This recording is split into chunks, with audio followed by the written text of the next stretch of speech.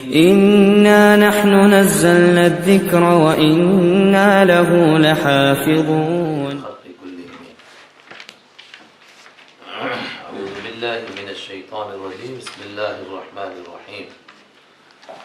يا أيها الذين آمنوا لا تقولوا راعنا وقولوا انظرنا واسمعوا. یہاں سے آگے اب حضرت رحمت عالم صلی اللہ علیہ وسلم کے دور میں یہودی کیا کر رہے تھے اس کا تذکرہ ہے، اور آگے ایک پیشن گوئی کے طور پر ہے کہ قیامت تک کیا کیا کریں گے یہودی، اس کا تذکرہ ہے، کس طرح لوگوں کو دین سے ہٹانے کی کوششیں کریں گے، محنتیں کریں گے، اس کا تذکرہ۔ حضور صلی اللہ علیہ وسلم کے دور میں یہودی کیا کر رہے تھے؟ ایک عجیب شرارت سنیں۔ آپ کے زمانے کے یہودی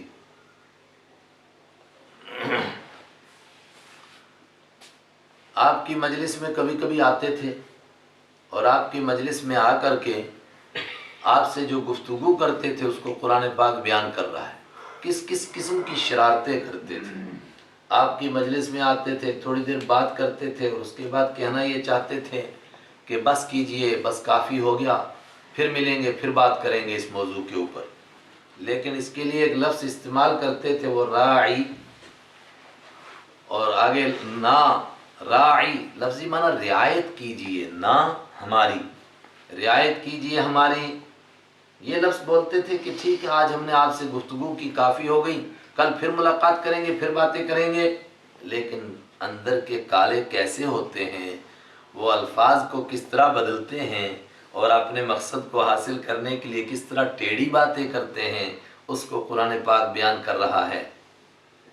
آپ کی مجلس میں آتے ہیں، اسی جملے کو بولتے ہیں، لیکن اس کو عربی کے بجائے اپنی زبان کا جملہ سمجھتے ہیں، اور ان کی زبان میں اس کے معنی بہت گندے تھے، بہت بری گالی کے۔ اچھا اس طرح بولتے تھے راعینا، تو صحابہ یہ بڑا مؤدب لفظ لگتا ہے عربی کا، تو بعض سادے صحابہ بھی بولنے لگے راعینا، ہمارے ساتھ رعایت کیجئے، تو آپس میں ہنستے تھے، ایک دوسرے کی طرف کنکھیاں مارتے تھے کہ دیکھو کام چل گیا، ہم نے ان کی مذاق اڑائی، ان کو گالی دی، یہ آپس میں بھی گالی دینے لگ گئے۔ اور بعض حضرات نے کہا کہ نہیں، اسی لفظ کو ذرا کھینچ کر کہتے تھے، اور یہ بات زیادہ مضبوط لگتی ہے، اس لیے کہ آگے آ رہا لیم بِأَلْسِنَتِهِمْ، زبان کو ٹیڑھا کر کے کھینچ کر جب کہیں گے تو راعی کے بجائے راعی کھینچیں گے، تو اب معنی کیا بن جائے گا اس کا؟ نعوذ باللہ، اب اس کا معنی بنے گا او ہمارے چرواہے، او ہمارے گڈریے۔ اللہ اکبر، ایسے الفاظ بولتے تھے۔ قرآن پاک ایک لفظ، ایک شرارت کا ذکر کر کے بتانا چاہتا ہے کہ اخلاق اور کردار سے کتنے گر گئے لوگ ہیں۔ ورنہ کسی بھی قوم کا بڑا آدمی ہو، اس کے سامنے آدمی جائے اور اس طرح کی شرارتیں کرے، اس کے کردار کا اندازہ لگایا جا سکتا ہے کہ اندر سے کس قدر کالا ہے۔ یا ایھا الذین آمنوا، اللہ تعالیٰ ایمان والوں کو ادب سکھاتا ہے۔ یہودی تو ہیں یہودی، کیا کہ جب کوئی ایسا لفظ بولے اور اس کا غلط معنی لینے کی کوشش کرے تو تم وہ لفظ ہی مت بولو، وہ صاف لفظ کہو جس کا کوئی الٹا معنی بھی نکال نہ سکے۔ یا ایھا الذین آمنوا، اے وہ لوگو جو ایمان لائے ہو، لا تقولوا، تم مت کہو راعنا، تم راعنا کا لفظ ہی مت کہو، وقولوا، اور کہو تم انظرنا۔ انظرنا کے بھی وہی معنی ہے، ہماری طرف توجہ فرمائیے، ہماری طرف نگاہ کرم فرمائیے، ہماری رعایت کیجئے۔ واسمعوا، اور تم کان لگا کر کے سنو۔ وللکافرین عذاب علیم، اور جو اللہ کے حبیب کی شان میں اس طرح گستاخی کرے گا اور اندر اندر سے گالیاں دے گا اور آپ کو نعوذ باللہ اس طرح گڈریا کہنے کی کوشش کرے گا، یہ کافر ہو جائے گا۔ وللکافرین عذاب علیم، اور کافروں کے لیے دردناک عذاب ہے۔ اللہ کے حبیب صلی اللہ علیہ وسلم کی شان میں ادنا گستاخی سے آدمی کافر بن جاتا ہے، اور اس کے اوپر بہت شاندار کتاب ہے علامہ ابن تیمیہ رحمہ اللہ تعالیٰ کی، الصارم المسلول علی شاتم الرسول، ننگی تلوار حضور کے دشمن پر، آپ کو گالیاں دینے پر۔ اور یہ صرف آپ ہی کی بات نہیں ہے، ہم تو یہ کہتے ہیں حضرت موسیٰ علیہ السلام کی شان میں کوئی گستاخی کرے وہ بھی اتنا ہی بڑا کافر، عیسیٰ علیہ السلام کی شان میں گستاخی کرے وہ بھی اتنا ہی بڑا کافر۔ تو جب ہمارا یہ عقیدہ ہے، پھر ہمارے نبی کے شان میں کوئی گستاخی کرے تو کیوں نہ کافر ہو۔ اور دنیا میں اس کو کیا سزا ملے گی؟ اللہ نے فرمایا آخرت کی سزا سنو، وَلِلْكَافِرِينَ عَذَابٌ أَلِيمٌ، اور کافروں کے لیے دردناک عذاب ہے۔ اصل میں یہودی چاہتے کیا ہیں، اور یہ اس طرح سے مسلمانوں کو اپنے لپیٹ میں لے کر یہ باتیں کیوں کہلوانا چاہتے ہیں؟ ما یود الذین کفروا، ما یود نہیں پسند کرتے ہیں، الذین وہ لوگ، کفروا جنہوں نے کفر کیا، من اہل الکتاب چاہے وہ اہل کتاب میں سے ہوں، من کے معنی سے، من کے معنی چاہے، من کے معنی یعنی، من اہل الکتابی چاہے وہ اہل کتاب میں سے ہوں، وللمشرکین اور نہیں چاہتے ہیں وہ لوگ جنہوں نے کفر کیا چاہے وہ مشرکین میں سے ہوں، کیا نہیں چاہتے؟ ان ینزل کہ اتاری جائے علیکم تم پر، من خیر کوئی خیر، کوئی اچھی چیز اتاری جائے، من ربکم تمہارے رب کی طرف سے۔ یہ چاہتے ہیں کہ تم اس طرح کی گستاخیاں کرو تاکہ اللہ تعالیٰ وحی کے سلسلے کو بند کر دے۔ ایمان والو اپنے دشمنوں سے ہوشیار رہو۔ واللہ یختص برحمتہ من یشاء، ان کے چاہنے سے کیا ہوتا ہے؟ اللہ جس پر چاہتا ہے اپنی رحمت نازل کرتا ہے، جس کو چاہتا ہے اپنی مہربانی کے لیے خاص کرتا ہے۔ واللہ اور اللہ تعالیٰ یختص خاص کرتا ہے، برحمتہ اپنی مہربانی کے لیے، وحی کے اتارنے کے لیے، اور وہ خاص کر چکا ہے اپنے حبیب صلی اللہ علیہ وسلم کو، من یشاء جس کو چاہتا ہے۔ یہ دیکھیے یشاء شاء مانا چاہنا، من یشاء جس کو چاہتا ہے۔ واللہ ذو الفضل العظیم اور اللہ ہے ذو، ابھی ہم نے پڑھا تھا والا، اب آپ کہیں گے وہ تھا ذی اور یہ ہے ذو، یہ عربی کا سٹائل بدلتا ہے، لفظ وہی ہے، ذو کے معنی بھی والا، ذا کے معنی بھی والا اور ذی کے معنی بھی والا، اور یہ ایک ہی لفظ ہے، صرف اس کے وہ بولنے کے سٹائل بدلتے رہتے ہیں جو گرامر سے تعلق رکھتے ہیں۔ واللہ ذو الفضل العظیم اور اللہ بڑے فضل والا ہے۔ ما ننسخ من آیت او ننسها نأتی بخیر منها، ایک اور شرارت یہودیوں کی، مسلمانوں کو کنفیوژن میں ڈالنے کے لیے، شک میں مبتلا، آج بھی کر رہے ہیں۔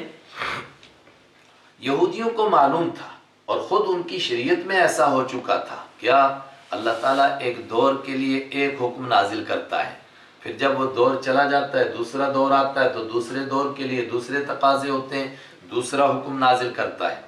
مثلا حضرت آدم علیہ السلام تشریف لائے، ظاہر ہے کہ ایک میاں بیوی ہیں، آگے ان کی اولاد ہے، تو وہ سب آپس میں سکے بھائی بہن ہیں، تو شادی کیسے کریں گے؟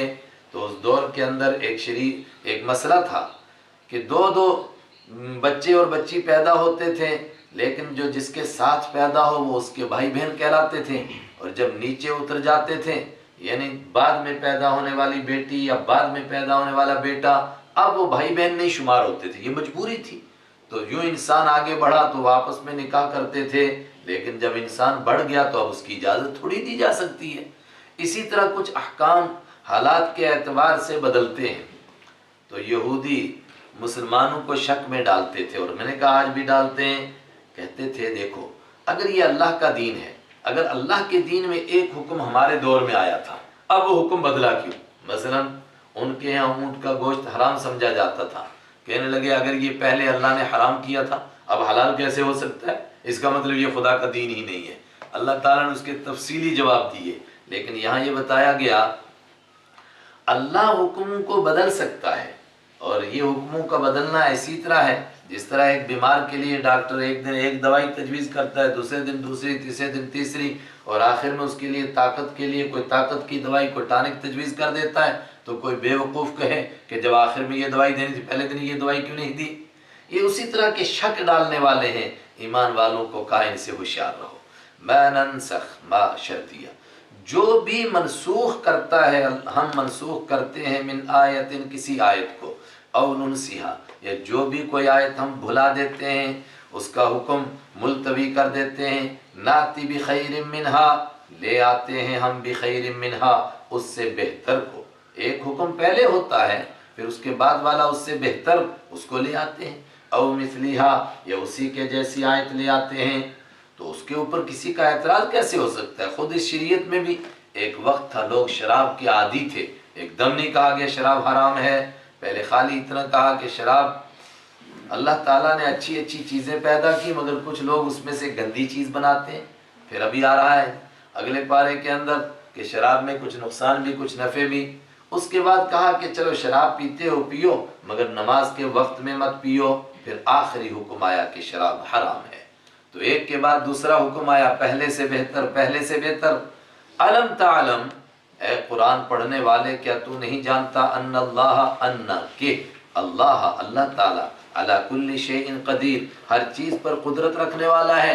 جب وہ ہر چیز پر قادر ہے، قدرت رکھنے والا ہے، تو اس کی مرضی کس وقت میں کون سا حکم دے، اور اس کو معلوم ہے کون سا حکم کب مناسب ہے۔ علم تعلم، کیا نہیں تجھے معلوم ان اللہ، کہ اللہ تعالیٰ لہو ملک السماوات، اسی کے لیے اسی کے لیے ملک کو بادشاہی ہے، السماواتی آسمانوں کی، والارض اور زمین کی، اور جب وہ ساری کائنات کا بادشاہ ہے، اور بادشاہ بھی وہ جس کا کوئی وزیر نہیں، اور بادشاہ بھی وہ جس کو کسی سے ڈر نہیں، اور بادشاہ بھی وہی جو کسی کام میں کسی کا محتاج نہیں، تو جو حکم جب چاہے گا وہ دے گا۔ وَمَا لَكُم مِّن دُونِ اللَّهِ مِن وَلِيٍّ وَلَا نَصِيرٍ، وَمَا لَكُم، اور نہیں ہے تمہارے لیے، من دون اللہ، اللہ کے سوا، من ولی، کوئی کام بنانے والا، ولا نصیر، اور کوئی مدد کرنے والا۔ ولی کے معنی بھی مددگار، نصیر کے معنی بھی مددگار، تھوڑا سا فرق کرتے ہیں کہ ولی اس کو کہتے ہیں جو زبانی طور پر حمایت کرے، اور نصیر اس کو کہتے ہیں جو عملی طور پر مدد کرے۔ اللہ کے سوا تمہارا کوئی ولی نہیں، تمہارا کوئی نصیر نہیں۔ جب وہ بادشاہ ہے تو جو حکم دے وہ دے سکتا ہے، اس کے اوپر کسی کو اعتراض کرنے کا کیا حق ہے؟ ام تريدون ان تسألوا رسولكم كما سئل موسى من قبل، او یہودیو، کیا تم ام تريدون، ام کیا، میں کل بتا چکا شروع میں آئے ام تو مانا کیا، تريدون کیا تم چاہتے ہو، ان تسألوا کہ تم سوال کرو، رسولکم اپنے رسول سے، یعنی اس رسول حضرت رحمت عالم صلی اللہ علیہ وسلم سے، کما جیسا کہ سئیلا سوال کیا گیا تھا موسیٰ علیہ السلام سے، من قبل اس سے پہلے، کیا تم موسیٰ علیہ السلام سے جس طرح کہ تم نے گستاخانہ سوال کیے اور جس کے اوپر تمہارے اوپر عذاب آئے، کیا تم ویسے ہی سوال کرنا چاہتے ہو اپنے اس پیغمبر سے بھی؟ اور دوسرے معنی تریدون کا فاعل یہودیوں کے بجائے ایمان والوں کو بنائیں، اے ایمان والو، یہودی چاہتے ہیں تم کو کہ تم اس طرح کے سوال اپنے نبی سے کرو جس طرح کے یہودی سوال کر چکے حضرت موسیٰ علیہ السلام سے۔ اور کیا سوال کرو مثلا کہ یہ حکم کیوں بدلا جی؟ پہلے کہا کہ قبلہ ادھر بیت المقدس کی طرف، پھر کہا نہیں کعبہ کی طرف، حکم بدل گیا۔ پہلے کہا کہ شراب جائز ہے مگر نماز کے وقت میں نہیں پی سکتے، بعد میں کہا کہ حرام ہے۔ یہ اس طرح کے سوال تو حضرت موسیٰ علیہ السلام سے یہودی کر چکے ہیں۔ ام تریدون، کیا تم چاہتے ہو اے مسلمانوں، ان تسألو کہ تم سوال کرو، رسولکم اپنے رسول سے، کما سئیلا جیسا کہ سوال کیا گیا موسیٰ علیہ السلام سے، من قبل اس سے پہلے۔ اور اگر کوئی ایسا سوال کرے گا تو وہ کیا کر رہا ہے؟ وہ ایمان کے بدلے میں کفر کر رہا ہے۔ وَمَن يَتَبَدَّلِ الْكُفْرَ، اور جو بھی کوئی بدلے میں لے گا کفر کو، بالایمان ایمان کے، پہلے ایمان قبول کیا پھر اس طرح کے الٹے سیدھے سوال کر کے نبی کی شان میں گستاخی کر کے کافر ہو گیا۔ وَمَن يَتَبَدَّلْ، اور جو کوئی بدلے میں لے گا الکفر کفر کو، بالایمان ایمان کے، فقد ضل، تو یقیناً وہ بھٹک گیا، سواء السبیل، سیدھے راستے سے، وہ سیدھے راستے سے بھٹک گیا۔ سواء السبیل کے لفظی معنی راستے کی سیدھائی، یعنی سوا جو ہے اس کے معنی سیدھا، اس کا مضاف ہے، لیکن یہ زبردست انداز ہے، بہت سیدھے راستے سے، بالکل جو صحیح راستہ ہے اس سے وہ بھٹک گیا۔ وَدَّ كَثِيرٌ مِّنْ أَهْلِ الْكِتَابِ لَوْ يَرُدُّونَكُم مِّن بَعْدِ إِيمَانِكُمْ كُفَّارًا، میں نے کہا کہ اوپر ان شرارت کا تذکرہ تھا جو حضور صلی اللہ علیہ وسلم کے زمانے میں یہودی کر رہے تھے، اب بتایا جا رہا ہے یہ شرارتیں قیامت تک اسی طرح کرتے رہیں گے، اور یہ تم سے چاہتے ہیں یوں سوال کرو اور رائے نہ کہو اور ایسا کرو، اور اس طرح تمہیں دلوں میں شک ڈالتے ہیں، کس لیے؟ کہا یہودی ہوں یا عیسائی، کان کھول کے ایک بات سنو، یہ دونوں چاہتے ہیں کہ کسی طرح مسلمان کافر بنے۔ مسلمان کے کافر بننے سے ان کو کیا فائدہ ہوگا؟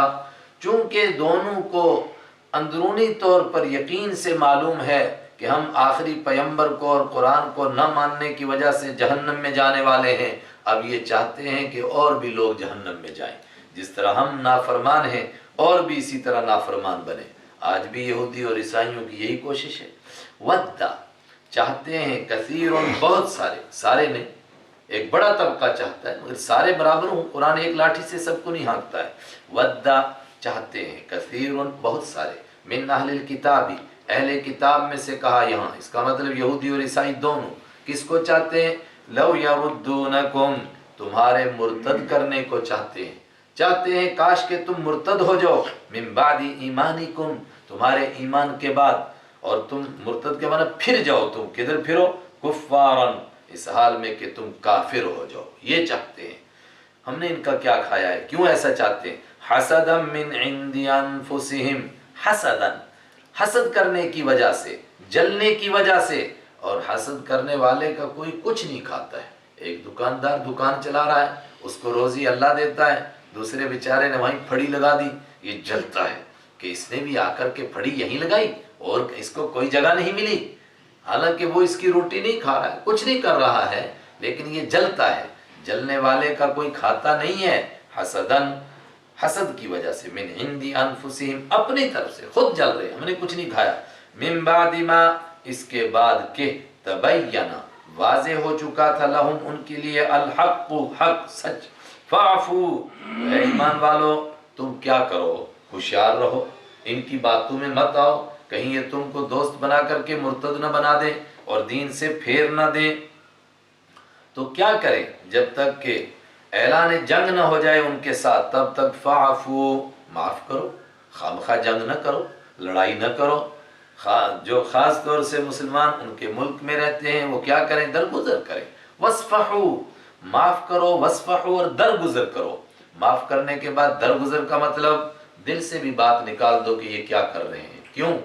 بچھو کا کام ڈنک مارنا ہے، اور اگر کوئی آدمی اس کو بچا رہا ہے اس کا کام بچانا ہے، تم دعوت کا کام کرتے رہو، ان کو دین پہنچاتے رہو، جو ان میں سے اچھے لوگ ہوں گے ان کو دین نصیب ہو جائے گا، اور جو اس طرح کی شرارتیں کرنے والے ان کو کرتے رہو، مگر ہوشیار رہو۔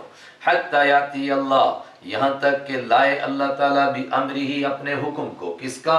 کہ اتنی بڑی شرارتیں کرنے لگ جائیں کہ ان کے ساتھ اعلان جنگ ہو جائے تو پھر دوسری بات ہے۔ ان اللہ علی کل شیء قدیر، اور اگر اعلان جنگ ہو گیا، جس طرح مدینہ کے اندر 3 قبیلے تھے یہودیوں کے بڑے طاقتور، کوئی سوچ نہیں سکتا تھا کہ ان سے بھی کوئی ٹکر لے سکتا ہے، لیکن ان اللہ بے شک اللہ تعالیٰ علی کل شیء قدیر ہر چیز پر قدرت رکھنے والا ہے، اس نے اپنی قدرت کا اظہار کیا۔ تینوں قبیلے ذلیل ہو کر کے اپنے کرتوتوں کی وجہ سے خود مدینہ سے نکلے، ان سے جنگ کرنے کی نوبت ہی نہیں آئی۔ تو جب تک ایمان والوں کو یہ حالات نہ ہوں تب تک وہ کیا کریں؟ وَأَقِيمُوا الصَّلَاةَ اور نماز قائم کرو، وَآتُوا الزَّكَاةَ اے ایمان والو زکوٰۃ ادا کرو، مگر کس یقین کے ساتھ، وَمَا تُقَدِّمُوا اور جو کچھ بھی تم آگے بھیجو گے، لِأَنفُسِكُمْ اپنے آپ کے لیے، من خیر نیکی میں سے، تَجِدُوهُ پاؤ گے تم اس کو، عند اللہ اللہ کے پاس، ان اللہ بے شک اللہ تعالیٰ، بما تعملون تم جو کچھ کرتے ہو، تعملون جو کچھ عمل کرتے ہو، بصیر اس کو دیکھ رہا ہے۔ جو بھی کچھ کرے ایمان والا اس یقین کے ساتھ کرے کہ بالکل اللہ کے ہاں یہ چیز اسی طرح مجھے مل جائے گی، اور جو بھی کچھ کرے اس یقین کے ساتھ کرے کہ میں جو کچھ کر رہا ہوں اللہ مجھے دیکھ رہا ہے، اس کی نگاہ سے میں کبھی ہٹ نہیں سکتا ہوں۔ اب یہودیوں کی کچھ ڈینگیں، اور وہی کہ کوئی شک میں نہ مبتلا ہو جائے، سیدھا سادہ آدمی یہودی کہیں گے کہ دیکھو بھائی تم کچھ بھی عمل کر لو مگر تم جنت میں تو کبھی جا نہیں سکتے ہو۔ عیسائی بھی کہیں گے کچھ بھی کرتے رہو جنت میں تو کبھی نہیں جا سکتے۔ کیوں؟ جنت میں جانے کے لیے یہودی کہتے ہیں یہودی ہونا ضروری، اور عیسائی کہتے تھے کہ عیسائی بننا ضروری ہے، عیسائی کے سوا کوئی جنت میں جا نہیں سکتا۔ آج بھی یہی ہے، آج کے عیسائیوں کا بھی یہی عقیدہ ہے۔ آپ کہہ سکتے ہیں شاید مسلمانوں کا بھی یہی عقیدہ ہو، جی ہاں، اللہ کے حبیب نے فرمایا کہ تم بھی ان کے نقش قدم پر چلو گے، پیچھے پیچھے پیچھے پیچھے۔ مسلمانوں میں بھی ایسے ہو سکتے ہیں جو یہ کہیں کہ صرف جو لسٹ کا مسلمان ہے وہی جنت میں جائے گا، اور جو اس لسٹ میں نہیں آئے گا وہ جنت میں نہیں جائے گا۔ لیکن جو دین سمجھتا وہ کیا کہے گا؟ جو اللہ کے دین کو صحیح طور پر مان لے گا وہ جنت میں جائے گا، چاہے وہ کسی خاندان کا ہو، کسی قبیلے کا ہو، پہلے وہ یہودی ہو، عیسائی ہو، کچھ بھی ہو، اور نام صرف مسلمانوں کی لسٹ میں لکھوا لے اور اللہ کو بھی نہ مانے، اللہ کے حبیب کو بھی نہ مانے، اللہ کی کتاب کو بھی نہ مانے، کیسے جنت میں جائے گا؟ وقالوا لن يدخلا، اور قالوا، اور انہوں نے کہا یہودیوں نے اور عیسائیوں نے، لن يدخلا، ہرگز داخل نہیں ہوگا کوئی، الجنت، جنت میں، الا مگر وہ جائے گا، من کانا، جو ہوگا، ہودن، یہودی، او نصارا، یا جو ہوگا عیسائی، بس وہ جنت میں جائے گا، اور کوئی جا نہیں سکتا ہے۔ یہ نہیں ہے کہ یہودیوں نے کہا کہ یا تو ہم جائیں گے یا عیسائی جائیں گے، اور عیسائیوں نے کہا یا ہم جائیں گے یا یہودی جائیں گے، نہیں نہیں، یہودی کہتے تھے کہ یہودی کے سوا کوئی دوسرا نہیں جائے گا، اور عیسائی کہتے تھے کہ عیسائیوں کے سوا کوئی دوسرا نہیں جائے گا۔ سبحان اللہ، قرآن پاک نے کہا تلک امانیہم، یہ ان کی آرزویں ہیں۔ امانی کا معنی میں نے کل عرض کیا تھا، دو معنی، ایک وہ جو آدمی خود بخود خیال بنا لے، بس خیال بنایا ہوا ہے جنت میں تو ہم نہیں جانا ہے۔ بہت سارے ہم میں سے بھی ہو سکتے ہیں، بھائی ٹھیک ہے ہم نے نمازیں نہیں پڑھی، روزے نہیں رکھے، ساری زندگی خدا کو نہیں مانا، اس کے نبی کو نہیں مانا، مگر ہیں تو ہم مسلمان۔ کیسے مسلمان ہیں؟ جائیں گے تو ہم جنت میں ہی۔ یہودیوں کا بھی یہی خیال تھا کہ بے شک ہم اللہ کے دین کو نہیں مانتے، مگر نبیوں کی، ولیوں کی، بزرگوں کی اولاد ہیں، ہم تو جائیں گے جنت میں۔ اور عیسائیوں کا عقیدہ تو آج بھی یہی ہے کہ قیامت کے دن فیصلہ ہی حضرت عیسیٰ علیہ السلام کریں گے، اور وہ صرف پوچھیں گے کہ عیسائی کون کون ہے، بس اس کو جنت میں بھیجتے جائیں گے، چاہے اس نے کتنے بھی گناہ کیے ہوں۔ کیوں؟ کہا سب کے گناہوں کے بدلے میں چونکہ وہ قربانی دے چکے ہیں، اب ان کے گناہوں سے کوئی فرق نہیں پڑتا ہے۔ تلک امانیہم، یہ ان کی آرزویں ہیں۔ تو ایک معنی جو خیال بنائے آدمی، امانی، اور دوسرے معنی وقتی جھوٹے قصے، کہانیاں جو ان کے بزرگوں نے ان کو سنا رکھے تھے۔ قل ہاتوا برہانکم، قرآن نے کہا ہاتوا، لاؤ، برہانکم، دلیل اپنی، ثبوت پیش کرو۔ کہاں کہا تمہیں اللہ نے ایسا؟ کہاں تمہاری آسمانی کتاب میں ایسا لکھا ہے؟ ان کنتم صادقین، اگر تم سچے ہو تو پیش کرو۔ اور یہاں حضرت شاہ ولی اللہ رحمۃ اللہ علیہ کی ایک تحقیقی بات بھی ذہن میں ہونی چاہیے کہ آج بھی مل سکتا ہے کہ تورات میں لکھا ہو کہ جنت میں وہی جائے گا جو یہودی ہے، اور ہو سکتا ہے کہ انجیل میں لکھا ہو کہ جنت میں وہ جائے گا جو عیسائی ہے۔ تو قرآن پاک نے کہا لاؤ دلیل پیش کرو، تو پھر اس کا جواب کیا ہے؟ کہا بالکل، ہر دور کے اندر جو آسمانی کتاب آتی ہے، اس دور کی اصطلاح میں جو ماننے والوں کا نام مشہور ہے، اس نام کے اعتبار سے وہ کہتی ہے کہ یہ جائیں گے جنت میں۔ تو جب تورات تھی تو اس دور میں ماننے والوں کو کیا کہتے تھے؟ ماننے والوں کو اس زمانے میں اللہ کو ماننے والے، اللہ کے نبیوں کو ماننے والے، آخرت کے ماننے والے، ان کو یہودی کہتے تھے۔ عیسیٰ علیہ السلام کے دور میں جو صحیح دین کو ماننے والے، ان کو عیسائی کہتے تھے۔ تو اس وقت میں جب کہا گیا کہ عیسائی ہی جنت میں جائے گا یا یہودی جنت میں جائے گا، تو اس کا مطلب کیا تھا؟ ماننے والا جائے گا۔ اور آج جب کہا جائے گا کہ مسلمان جنت میں جائے گا، اس کا مطلب ماننے والا، اللہ کو ماننے والا، اللہ کے آخری حبیب، اللہ کے آخری پیغمبر کو ماننے والا جنت میں جائے گا۔ بھلا سنو جنت میں کون جائے گا؟ ہاں ہاں، یہ بھلا کس سے کہا جا رہا ہے؟ ہاں، انہوں نے کہا تھا لن يدخلا، ہرگز نہیں جائے گا۔ قرآن پاک نے کہا ضرور جائے گا، تمہاری بات غلط ہے۔ بھلا، ہاں ہاں، کیوں نہیں؟ من اسلم، جس نے جھکا دیا، وجہہ، اپنا چہرہ، للہ، اللہ کے لیے، وہو محسن، اس حال میں کہ وہ نیکوکار بھی ہے، فلہ اجرہ، تو اس کے لیے اس کا اجر ہے، عند ربہ، اس کے رب کے پاس، ولا خوف علیہم، اور ان پر کوئی خوف نہیں، ولا ہم یحزنون، اور وہ غمگین بھی نہیں ہوں گے۔ یہ وہی بات ہے جو ہم نے کل آخر میں پڑھی تھی۔ وہاں بھی کیا تھا کہ وہ ہر ایک کہہ رہا تھا کہ ہم جنتی، تو قرآن پاک نے کیا کہا؟ ان الذین آمنوا والذین ہادوا والنصارى والصابئین من آمن باللہ والیوم الآخر، کوئی اپنے آپ کو نام کا مسلمان کہے، یہودی کہے، عیسائی کہے، صابی کہے، کچھ بھی کہے، جو بھی اللہ کو اس طرح مان لے گا جس طرح ماننا ہے، وہ جنت میں جائے گا۔ اور خود ان کا حال کیا ہے؟ کہتے تھے کہ ہمارے سوا کوئی جنت میں نہیں جائے گا، لیکن یہ مطلب نہیں کہ دونوں، فرمایا نہیں، ہمارے مقابلے میں تو دونوں اکٹھے ہو جاتے ہیں، لیکن آپس میں ان کے قلوبہم شتیٰ، دل جدا جدا۔ یہودیوں سے پوچھو عیسائی جائے گا جنت میں، کہتا کبھی نہیں۔ عیسائیوں سے پوچھو یہودی جائے گا جنت میں، کہتا بالکل نہیں۔ اور دونوں اکٹھے ہو جائیں تو پوچھا تمہارے سوا کوئی جائے گا جنت میں؟ کہا بالکل نہیں۔ وقالت الیہود، اور کہا یہودیوں نے، لیست النصارى، نہیں ہیں عیسائی، علی شیء، کسی بات پر۔ یہودیوں سے پوچھا عیسائیوں کا کوئی مذہب ہے؟ کہا ہے ہی کچھ نہیں۔ وقالت النصارى، اور کہا عیسائیوں نے، لیست الیہود، نہیں ہیں یہودی، علی شیء، کسی بات پر، وہم یتلون الکتاب، حالانکہ وہ کتاب کی تلاوت کرتے ہیں۔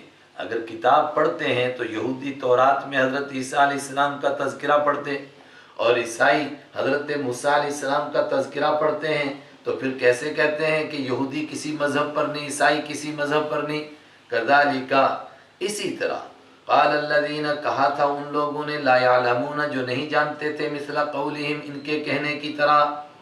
جس طرح یہودی کہہ رہے ہیں کہ ہم چنی دیگرے نیست، ہم جیسا کوئی دوسرا نہیں، تم نے کون سا کمال کیا؟ جو بالکل جاہل عرب کے مشرک مانے جاتے تھے انہوں نے بھی یہی کہا۔ دنیا بھر کے جن کے پاس کوئی آسمانی کتاب نہیں وہ بھی یہی کہہ رہے ہیں، تم نے کون سا کمال کیا؟ واللہ یحکم بینہم، تو بینکم، اللہ فیصلہ کرے گا ان کے درمیان۔ کہاں کرے گا؟ آخری فیصلے کے دن، یوم القیامہ، وہ قیامت کا دن ہے۔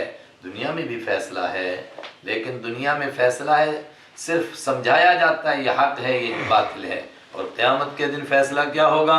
حق والا جنت میں، باطل والا جہنم میں، اس سے پتہ چلا یہ سچا تھا یہ جھوٹا تھا۔ فیصلہ کرے گا اللہ یوم القیامہ، قیامت کے دن، بینہم، ان کے درمیان، فی ما، ان باتوں میں، کانوا فیہ، تھے وہ جن باتوں میں، یختلفون، اختلاف کرتے، جن باتوں میں وہ اختلاف کرتے تھے ان باتوں میں اللہ فیصلہ کرے گا ان کے درمیان۔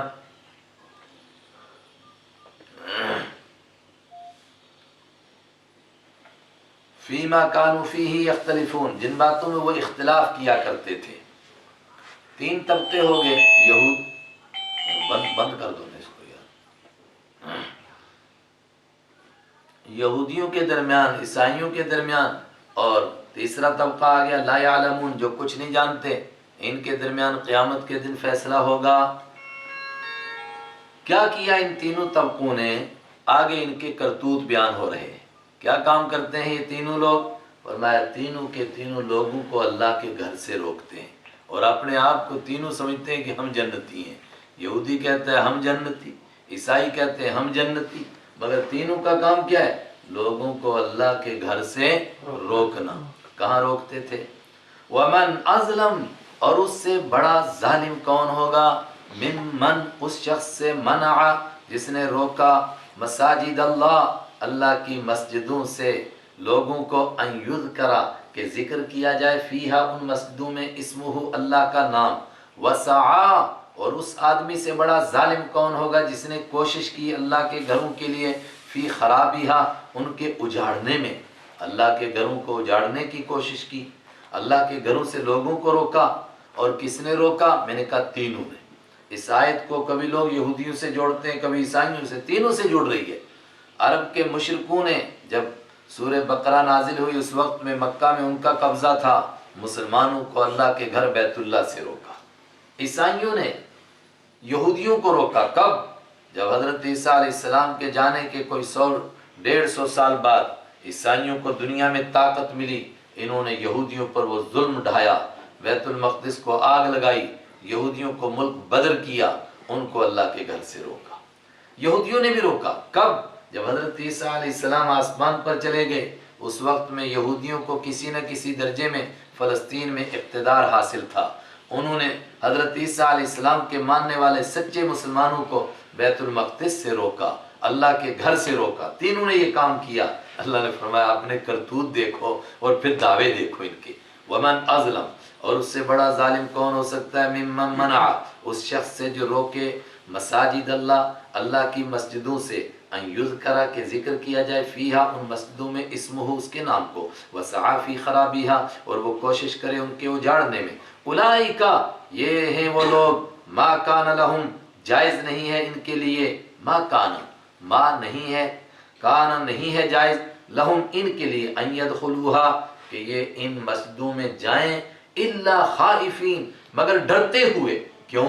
تینوں کے تینوں گناہگار اور تینوں کے تینوں شرک میں لت پت ہیں، تو جو مشرک ہے اس مالک کو اکیلا نہیں مانتا، اس کو اس کے گھر میں کیوں جانا چاہیے؟ ایک غیر ایمان والے کہنے لگے کہ سنا کہ مسجد حرام میں، بیت اللہ شریف میں غیر ایمان والوں کو نہیں جانے دیا جاتا۔ میں نے کہا وہ اس مالک کا گھر ہے جو اپنے آپ کو اکیلا مانتا ہے، تو جو اس مالک کو نہ مانے وہ اس کے گھر میں کیوں جائے؟ انہوں نے کہا یہ تو بات بالکل انصاف کی ہے، جو اس مالک کو مانتا ہی نہیں، کہتا ہے کہ میں اس کو نہیں مانتا، پھر اس کے گھر میں کیوں جائے؟ جب طے ہو گیا وہ گھر اس کا ہے، تو کسی کے گھر میں کوئی بغیر پرمیشن کے چلا جائے اور مانتا بھی نہیں، اس کے ساتھ جھگڑا کر رہا ہے، اس کے حکموں کو توڑ رہا ہے، بلکہ اس کو گالیاں دے رہا ہے، پھر اس کے گھر میں کیسے جائے؟ انہوں نے کہا بالکل یہ انصاف کی بات ہے، ان کو تو ڈرتے ہوئے جانا چاہیے تھا۔ لہم فی الدنیا، اور مفسرین نے کہا ایمان والو تم پر حق ہے کہ ان کو ان گھروں میں نہ آنے دیا جائے، مگر ڈرتے ہوئے آئیں، ان کو ڈر لگے کہ اللہ کے ساتھ وہاں جا کر ہم شرک کریں، ہماری ہمت۔ لہم فی الدنیا، ایسے لوگوں کے لیے دنیا میں خزی، رسوائی ہے، یہودی ہوں، عیسائی ہوں، مشرک ہوں، جو اللہ کے گھروں سے لوگوں کو روکتے ہیں، ان کے لیے جنت ہے، جنت نہیں، ان کے لیے دنیا میں بھی خزی، رسوائی ہے۔ وَلَهُمْ، اور ان کے لیے فی الآخرۃ، آخرت میں عذاب عظیم، بہت بڑا عذاب ہے۔ وَلِلَّهِ الْمَشْرِقُ وَالْمَغْرِبُ، للہ اللہ ہی کے لیے المشرق، مشرق بھی ہے، والمغرب، اور مغرب بھی ہے۔ یہ بیچ میں کیا مشرق اور مغرب کی بات آ گئی؟ اصل میں کچھ رسم و رواج لوگوں نے پکڑے ہوتے ہیں اور ان کو بخشش کا ذریعہ سمجھتے ہیں اور انہی کو بہت بڑا مانتے ہیں۔ یہودی پکڑے ہوئے تھے اس بات کو کہ ہمارا قبلہ بیت المقدس ہے، عیسائی پکڑے ہوئے تھے بیت اللہ والے حصے کو کہ ہمارا قبلہ مشرق سائڈ ہے، اور مکہ کے مشرکین سمجھتے تھے کہ کعبہ ہمارا قبلہ ہے۔ اللہ تعالیٰ نے فرمایا مشرق اور مغرب سب اللہ کے ہیں، اور اللہ کے حکم سے انسان جدھر بھی منہ کر کے عبادت کرے گا وہ اللہ کی رضا کو حاصل کر لے گا، اور جو اللہ کے حکم کے بغیر صرف کسی طرف منہ کرنے کو سمجھے کہ میں بخشا جاؤں گا، یہ کیسے نیکی مانی جائے؟ وَلِلَّهِ الْمَشْرِقُ، اور اللہ ہی کے لیے مشرق ہے، وَالْمَغْرِبُ، اور اللہ ہی کے لیے مغرب ہے۔ فَأَيْنَمَا، تو جس طرف بھی تولو، تو ان تولو، تم پھرو گے، تم رخ کرو گے، فثم، تو وہیں پر وجہ اللہ، اللہ کا چہرہ ہے، اللہ کی خوشنودی ہے۔ اللہ کے حکم سے انسان جدھر بھی منہ کر کے عبادت کرے گا وہیں اللہ کی خوشنودی حاصل ہو جائے گی، لیکن اللہ کا حکم نہیں اور اپنے طور پر کسی جگہ کو طے کر لے اور سوچے اس سے بخشا جاؤں گا، کیسے بخشا جائے گا؟ ان اللہ واسع علیم، اور اللہ تعالیٰ وسعت والا ہے، علم والا ہے، وسیع ہے۔ وسیع کا مطلب اس کا فضل بہت بڑا ہے، علیم جاننے والا ہے، جس کو چاہتا ہے اس کو توفیق عطا فرماتا ہے سچے قبلے کی، اور کس کو چاہتا ہے جانتا ہے، جو اس کا مستحق ہے، جس کا دل پاک ہے، اسی کو اس کی توفیق دیتا ہے۔ قرآن پاک کا ایک اور انداز بھی ہے، جب کوئی بڑا حکم آنے والا ہو اس حکم کے آنے سے پہلے اس کا تھوڑا ماحول بنایا جاتا ہے، اس کے لیے نا تمہیدیں باندھی جاتی ہیں۔ آج ابھی تک جب یہ آیتیں اتر رہی تھی تب تک مسلمانوں کا قبلہ بیت المقدس تھا، لیکن اس کے بعد اگلے پارے میں کہ شروع میں ہی قبلہ بدلنے والا ہے اور کعبہ پاک قبلہ ہونے والا ہے، یعنی پہلے جو نماز پڑھی جاتی تھی بیت المقدس کی طرف منہ کر کے پڑھی جاتی تھی، اور آج جہاں مسجد نبوی میں قبلہ ہے یہ آخری صف کی جگہ تھی، اور اس وقت میں قبلہ بالکل اس کے مخالف جانب تھا، وہ قبلہ بدلنے والا ہے۔ اس سے پہلے گراؤنڈ بنایا گیا کہ جب قبلہ بدلے گا تو اس میں یہی بتانا ہے کہ مسلمان اللہ کے حکم کو مانتا ہے۔ جب تک اللہ کا حکم تھا مکہ میں رہتے ہوئے کعبہ کی طرف منہ کر کے نماز پڑھو، کعبہ کی طرف کرتے تھے، مدینہ پہنچے حکم آیا بیت المقدس کی طرف منہ کر کے نماز پڑھو، بیت المقدس کی طرف کرنے لگ گئے، اور پھر حکم ملے گا کہ نہیں اب پھر کعبہ کی طرف منہ کر کے نماز پڑھو، پھر کعبہ کی طرف منہ کر کے نماز پڑھنے لگ گئے۔ مسلمان اللہ کے حکم کا پابند ہے، وہ کسی سمت کو بخشش کا ذریعہ نہیں سمجھتا۔ وَقَالُوا اتَّخَذَ اللَّهُ وَلَدًا، اور ان کے کرتوت سنو، تینوں کے تینوں، مکہ کے مشرکین بھی اور یہودی بھی اور عیسائی بھی، تینوں کے تینوں سمجھتے ہیں کہ نعوذ باللہ اللہ کی اولاد ہے۔ وَقَالُوا، اور انہوں نے کہا، اتَّخَذَ، بنا لیا اللہ نے، وَلَدًا، اولاد، سبحانہ، اس کی ذات پاک ہے، اللہ کی اولاد ہوگی۔ اور عیسائی اللہ کی اولاد مانتے ہیں حضرت عیسیٰ علیہ السلام کو آج بھی، اور یہودیوں کا بھی ایک بڑا طبقہ حضرت عزیر علیہ السلام کو اللہ کا بیٹا کہتا تھا، اور مکہ کے مشرک فرشتوں کو اللہ کی بیٹیاں کہتے تھے۔ اتنے بڑے بڑے پاپ کر رہے ہیں اور کہتے ہیں کہ ہم جنت میں جائیں گے۔ سبحانہ، اس کی ذات پاک ہے، اولاد کا ہونا اس کی شان کے لائق نہیں ہے۔ بل لہو ما فی السماوات والارض، بلکہ کا مطلب اس کی اولاد نہیں۔ اولاد کس لیے ہوتی ہے؟ انسان کو بڑھاپے میں کام آئے، بڑھاپے کا سہارا بنے، تو کیا نعوذ باللہ خدا کبھی بوڑھا ہو جائے گا؟ بل لہو، اسی کے لیے ہے، ما، جو کچھ ہے، فی السماوات، آسمانوں میں، والارض، اور جو زمین میں ہے۔ اولاد کس لیے ہوتی ہے؟ باپ کے جائیداد کی وارث بنے۔ کہ وہ چلا جائے گا کہیں تو اس کی جائیداد کے کوئی وارث بنے گا؟ ساری کائنات اس کی ہے، وہ کسی کا محتاج نہیں۔ اس کے لیے اولاد کا ہونا عیب کی بات ہے۔ کل لہ قانتون، کل، سب کے سب، لہو، اسی کے لیے، قانتون، عاجزی کرنے والے، جھکنے والے۔ بدیع السماوات والارض، وہ وجود بخشنے والا ہے۔ بدیع، انوکھے طریقے سے پیدا کرنا، جس کا پہلے سے کوئی سیمپل موجود نہ ہو، تو اسی کو ہم اردو میں کہہ سکتے ہیں کہ وجود بخشنے والا ہے۔ السماواتی، آسمانوں کو، والارض، اور زمین کو، وہ اولاد کا محتاج ہے۔ اذا واذا قضا امرا، اور جب قضا، وہ فیصلہ کرتا ہے، امرن، کسی معاملے کا، کہ اس کام کو ہونا چاہیے، تو پھر مستریوں کی طرح اس کو مٹیریل لا کر بنانے کی ضرورت نہیں۔ فإنما، تو بے شک، یقولو، وہ کہتا ہے، لہو، اس کام سے، کن، ہو جا، فیکون، تو وہ کام ہو جاتا ہے۔ اس نے چاہا کہ زمین بنے، بن گئی۔ اس نے چاہا کہ آسمان بنے، بن گئے۔ اس نے چاہا کہ آسمانی نظام بنے، بن گئے۔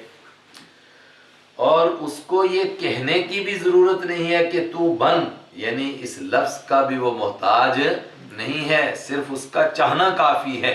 اس کو جو عربی گرامر سمجھتا ہے وہ تو سمجھ گیا کہ فیکون کے معنی ہی ہے، ورنہ اگر یہ ہوتا نا کہ اس نے کہا کن، تو آگے ہوتا فیکن، تو یکن نہیں ہے، فیکون، وہ پورا جملہ الگ ہے۔ فہو یکون، تو اس کا مطلب وہ اس کا محتاج نہیں ہے، وہ صرف تمہیں سمجھانے کے لیے کہ ایسا کہتا ہے کہ ہو جا تو ہو جاتی ہے، ورنہ وہ کہنے کی بھی اس محتاج نہیں، وہ چاہتا ہے کہ ہو تو ہو جاتا ہے۔ فہو یکون، یوں ہے لفظ، یعنی شرط اور جزا نہیں ہے۔ وقال الذين لا يعلمون لولا يكلمنا الله او تاتينا آية، وقال، اور کہا، الذين، ان لوگوں نے، لا يعلمون، جو نہیں جانتے ہیں۔ اصل تو یہ کام مشرکوں نے کیا تھا، اور 8ویں پارے کے بالکل شروع میں آ رہا ہے کہ اللہ ہم سے بات کیوں نہیں کرتا ہے؟ اگر واقعتاً آپ اللہ کی نبی ہیں تو اللہ ہمارے پاس خود آتا اور آ کر کے بتاتا کہ یہ میرے نبی ہیں۔ اور قرآن پاک نے یہودیوں کے ذکر کے بیچ میں اس کا تذکرہ کیوں کیا؟ کہا یہودیوں میں بھی اس سوچ کے حامل ہیں کچھ لوگ۔ وقال الذین، اور کہا ان لوگوں نے، لا یعلمون، جو نہیں جانتے، لولا، کیوں نہیں۔ دیکھیے یہ بھی ایک لفظ ہے، ایک جگہ یاد کر لو، لولا کے دو معنی، ایک معنی کیوں نہیں، ایک معنی ہوتا ہے اگر نہیں۔ جب اس کے بعد فعل آئے، ورب آئے، تو معنی کیوں نہیں، اور جب اس کے بعد اسم آئے، نون آئے، تو سمجھ جاؤ تو اس کے معنی اگر نہیں۔ اور ذوق بنتے بنتے بن جاتا ہے، پھر ایک دم آدمی کو پتہ چل جاتا ہے کہ کون سا معنی کہاں ہوگا۔ لولا، کیوں نہیں، یکلم، بات کرتا، نہ ہم سے، اللہ تعالیٰ، او تاتی، یا کیوں نہیں آتی، نہ ہمارے پاس، آیتن، کوئی نشانی۔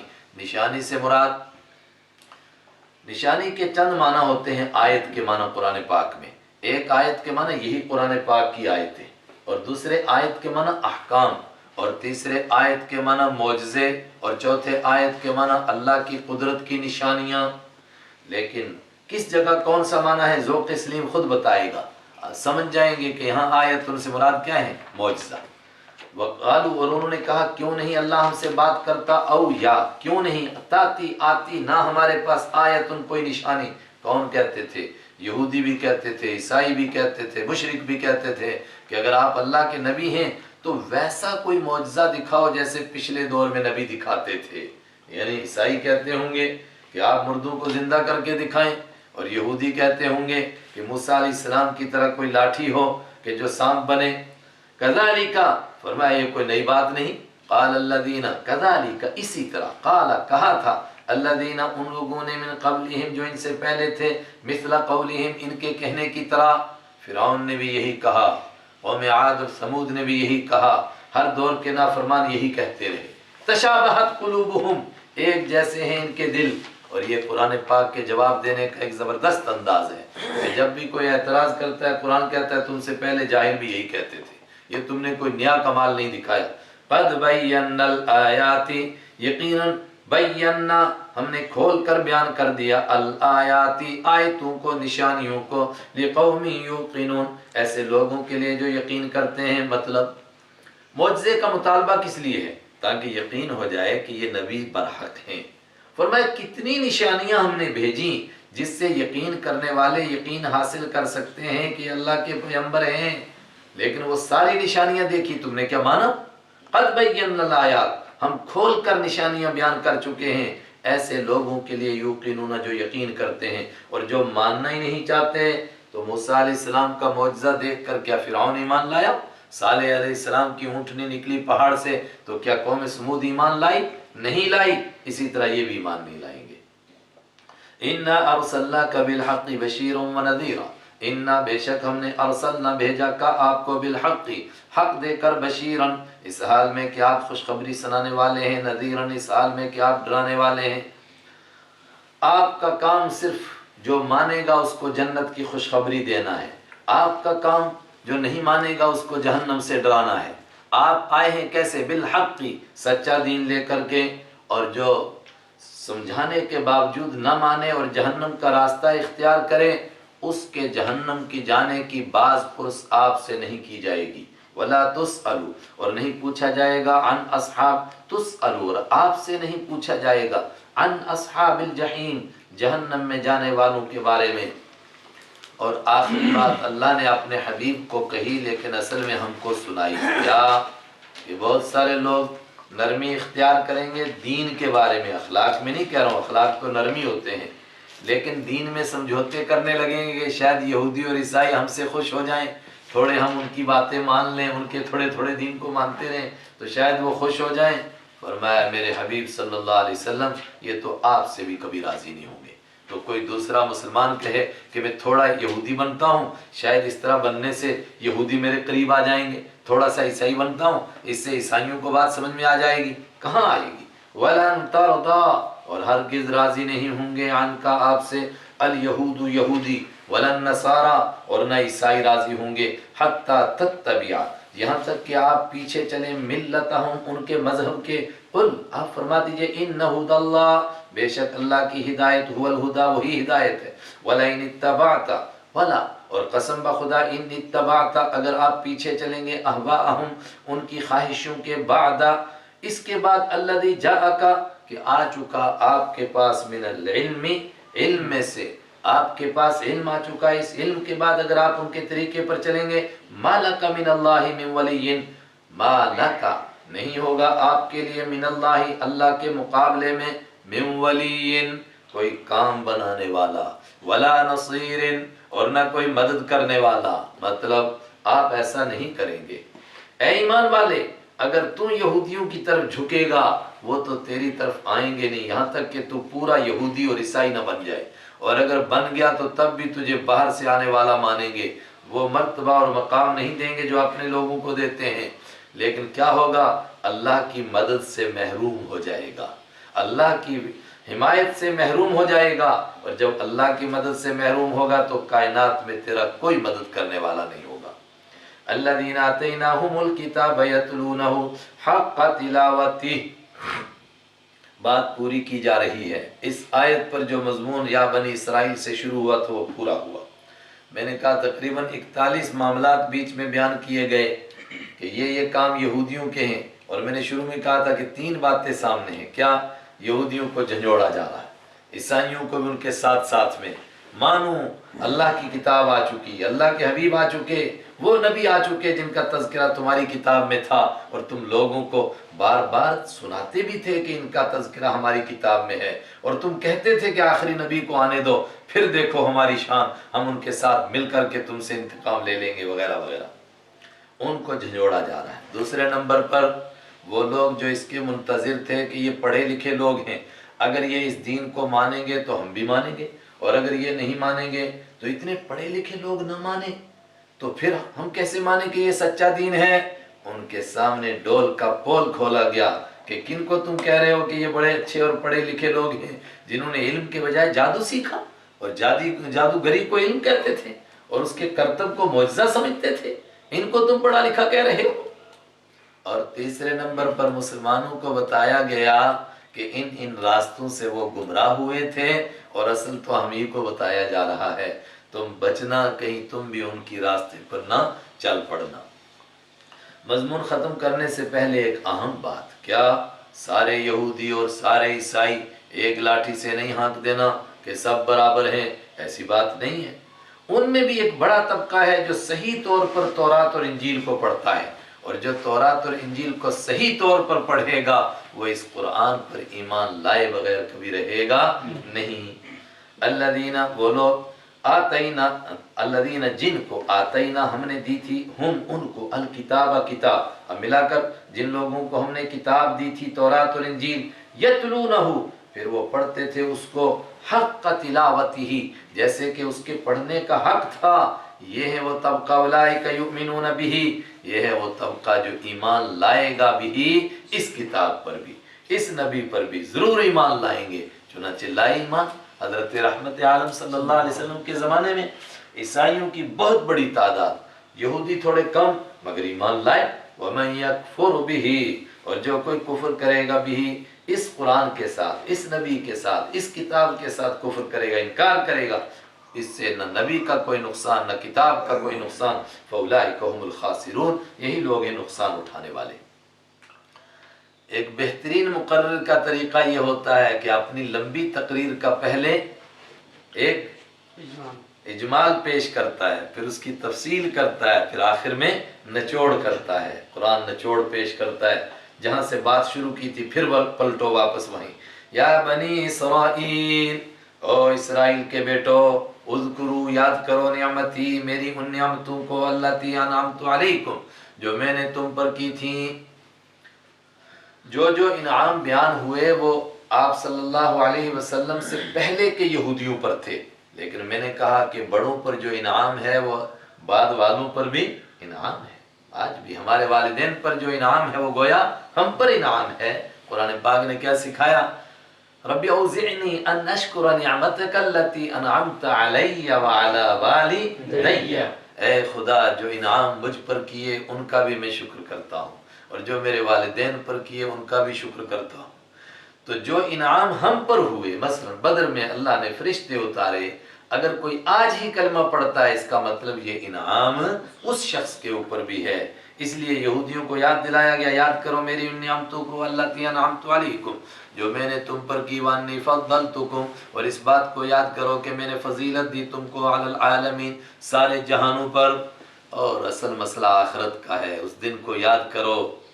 وَاتَّقُوا، ڈرو، یومن، اس دن سے، لا تجزی، نہیں بدلہ بنے گی، نفس، کوئی جان، عن نفس، کسی جان کی طرف سے، شیئن، کچھ بھی، کوئی جان، یعنی کرے کوئی اور بھرے کوئی، اور کوئی کسی کی طرف سے جہنم میں چلا جائے، ایسا نہیں ہوگا۔ جیسے عیسائی کہتے تھے کہ ہمارے پاپوں کی وجہ سے حضرت عیسیٰ علیہ السلام نے کفارہ ادا کیا، وہ خود سولی پر چڑھ گیا، لیاذ باللہ، کرے کوئی اور بھرے کوئی، یہ اللہ کی عدالت ہے، یہاں ایسا نظام نہیں ہے۔ وَلَا يُقْبَلُ مِنْهَا عَدْلٌ، اس کو وہاں تیسرے نمبر پر لائے تھے پہلے، یہاں دوسرے پر لایا، اور نہیں قبول کیا جائے گا کسی کی طرف سے عدل، بدلے کو، بدلے سے مراد یہاں پر کیا ہے؟ رشوت کو۔ وَلَا تَنْفَعُهَا شَفَاعَةٌ، اور نہیں نفع دے گی کسی جان کو سفارش۔ تو جو شفاعت جس کے ہم قائل ہیں وہ تو بخشش کا ایک ذریعہ ہے کہ ایمان کامل ہے، اس کے بعد اللہ کسی کی چھوٹی موٹی خطائیں ہوگی ان کو معاف کرنا چاہتا ہے، تو ایک طریقہ یہ ہے کہ خود معاف کر دے، اور دوسرا طریقہ یہ ہے کہ اپنے محبوب بندوں میں سے کسی کو اجازت دے اور وہ سفارش کرے اور اللہ معاف فرما دے۔ لیکن یہ نہیں ہے کہ اللہ کسی کو جرموں کی وجہ سے سزا دینا چاہتا ہے مگر کوئی سفارش کر کے اس کو چھڑا دے۔ لا تنفعها، نہیں نفع دے گی کسی جان کو، شفاعت، کوئی سفارش، ولا هم ينصرون، اور نہ ان کی مدد کی جائے گی۔ مدد کا مطلب کہ سارے لوگ مل کر کے ہلا گلا کر کے کسی کو چھڑا لیں، ایسا بھی نہیں۔ یہاں تک تذکرہ ہوا حضرت ابراہیم علیہ السلام کے چھوٹے بیٹے حضرت اسحاق علیہ السلام اور ان کے بیٹے حضرت یعقوب علیہ السلام اور یعقوب علیہ السلام کے 12 بیٹے، اور یعقوب علیہ السلام کا دوسرا نام تھا اسرائیل، اس لیے ان کی اولاد کو کہنے لگے بنی اسرائیل۔ یہاں تک ان کا تذکرہ ہے۔ اب آگے حضرت ابراہیم علیہ السلام کے دوسرے بیٹے حضرت اسماعیل علیہ السلام کا تذکرہ، اور خود حضرت ابراہیم علیہ السلام کا تذکرہ۔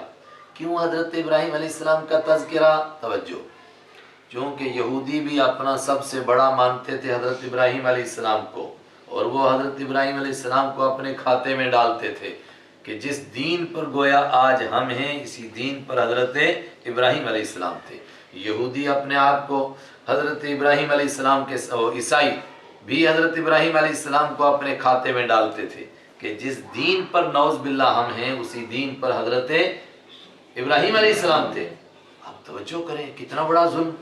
عیسائی اس دین پر ہیں جس میں عیسیٰ علیہ السلام کو اللہ کا بیٹا مان رہے ہیں، اور کہتے ہیں کہ حضرت ابراہیم بھی اسی دین کو مانتے تھے، جب ان کے زمانے میں حضرت عیسیٰ علیہ السلام تھے ہی نہیں، اور باپ اور بیٹے کا چکر ہی نہیں تھا، تو پھر وہ اس دین پر کیسے ہو سکتے تھے؟ کتنا بڑا جھوٹ، کتنا بڑا بہتان۔ اور سب سے بڑی بات کہ عرب کے مشرک، جن کا نام ہی مشرک پڑا ہوا، شرک والے، امی پڑا ہوا، جاہل، ان پڑھ، وہ بھی کیا کہتے تھے کہ اصل میں ابراہیمی ہم ہیں۔ وہ اپنے آپ کو حنیف کہتے تھے، حنفاء کہتے تھے، کہ ابراہیم علیہ السلام جس طرح سارے دینوں کو چھوڑ کر ایک دین کی طرف جھک گئے تھے، ہم بھی اسی دین کو مانتے ہیں۔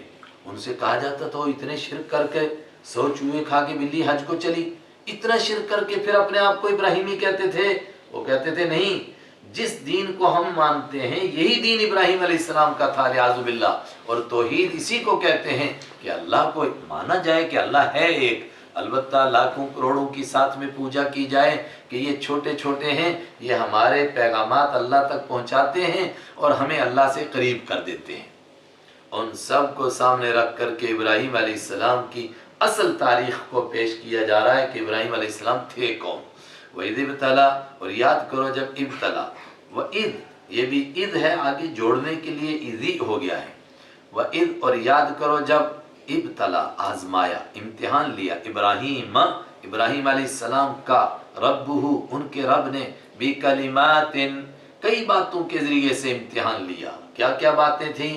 ابراہیم علیہ السلام کو آگ میں جانا پڑا، ابراہیم علیہ السلام کو ملک چھوڑنا پڑا، ماں باپ سے جدا ہونا پڑا، بیٹے کو دور چھوڑ کے آنا پڑا، پھر اس کی قربانی کے لیے تیار ہونا پڑا۔ ان تمام باتوں سے امتحان لیا، فاتمہن، تو انہوں نے ان تمام باتوں کو پورا کر دیا، ایک ایک بات کو پورا کیا، سارے امتحانوں میں پاس۔ اب رزلٹ آؤٹ ہوا، انعام ملا۔ کیا انعام؟ قال انی جاعلک للناس اماما، قال اللہ نے فرمایا انی جاعل، بے شک بنانے والا ہوں میں کا آپ کو، للناس لوگوں کے لیے، اماما، امام، لوگوں کو آپ کے لیے امام بنانے والا ہوں، مطلب عبادت کے وہ طریقے میں آپ کو بتا رہا ہوں۔ اب قیامت تک لوگ انہی طریقوں پر چلیں گے تو گویا آپ امام ہیں اور ساری کائنات آپ کے پیچھے مقتدی ہے۔ اللہ اکبر۔ ابراہیم علیہ السلام کو حج کا طریقہ بتایا، قیامت تک حج ان کی طریقے کو زندہ کر رہا ہے۔ ابراہیم علیہ السلام نے سب سے پہلے قربانی کی، قیامت تک قربانی ان کے طریقے کو زندہ کرے گی۔ قال ومن ذریتی، اللہ نے فرمایا اور میری اولاد کو بھی امامت کا مرتبہ اور مقام عطا فرما دے۔ اللہ تعالیٰ کی رحمت جوش میں ہے، یہ بھی نصیب ہو جائے۔ قال لا ینال عہدی، قال اللہ نے فرمایا لا ینال، نہیں نصیب ہوگا، عہدی، میرا وعدہ، میرا عہدہ، میرا مرتبہ، میرا وعدہ، الظالمین، ظالموں کو، مطلب آپ کی اولاد کو بھی امامت کا مقام ملے گا، لیکن جب تک وہ آپ کے طریقے پر رہے گی۔ اور اگر کوئی ظلم کرے اور شرک میں مبتلا ہو جائے، سب سے بڑا ظلم شرک ہے، اس کو یہ مرتبہ اور مقام نہیں مل سکتا۔ اور ابراہیم علیہ السلام کون تھے؟ وَإِذْ، اور یاد کرو، جعلنا، جب ہم نے بنایا، البیت، گھر کو، اور یہ قرآن کا انداز ہے کہ جب مطلق طور پر کہا جائے البیت تو مراد ہوتا ہے اللہ کا گھر، یعنی بیت اللہ۔ جب بنایا ہم نے بیت اللہ کو، کعبہ پاک کو، مثابتاً، پلٹ کر آنے کی جگہ، للناسی، لوگوں کے لیے، ایسا بنایا کہ پوری دنیا کے لوگ پلٹ کر کے بیت اللہ کی طرف آتے رہیں گے۔ وَأَمْنَا، اور ہم نے بیت اللہ کو امن کی جگہ بنایا، اور خالی بیت اللہ نہیں بلکہ اس کے پاس سارا حرم کیسی امن کی جگہ ہے، وہاں گھاس کو امن ہے، وہاں پرندوں کو امن ہے، چرندوں کو امن ہے، وہاں کی ہر چیز کو امن ہے، وہاں یہاں تک کہ مشرک بھی حرم کے اندر باپ کے قاتل کے اوپر بھی حملہ نہیں کرتے تھے، انتظار کرتے تھے کہ حرم کے باہر جائے گا پھر دیکھا جائے گا۔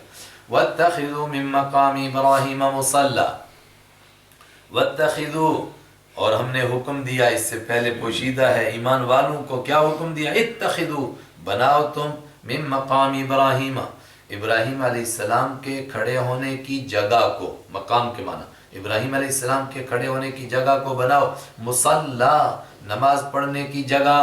کہاں کھڑے ہوئے تھے ابراہیم علیہ السلام؟